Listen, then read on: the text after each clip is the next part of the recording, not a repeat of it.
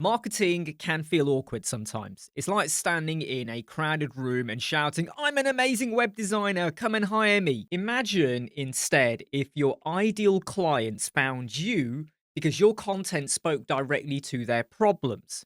That is what strategic marketing is all about. It's about reaching the right people and not necessarily everyone, okay?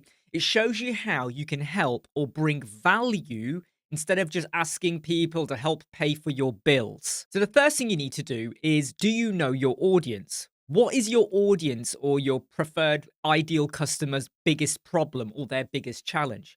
Imagine small business owners who are building DIY websites, but they may struggle to actually create one that isn't bog standard and doesn't look unprofessional. Now, I'm not saying everyone creates an unprofessional website, but a lot of DIY ones kind of look like off the shelf solutions.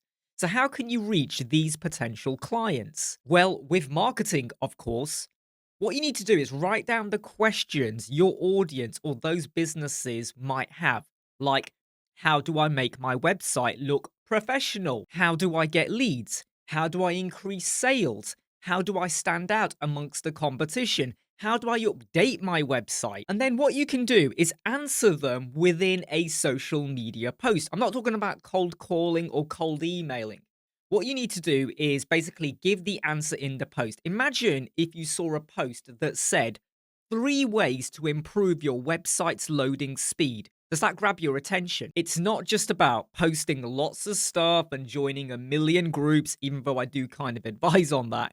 It's about being clever with what you post and what you share. The majority of your posts should be tips and hints because customers or potential clients love to see that. Think of marketing like planting seeds.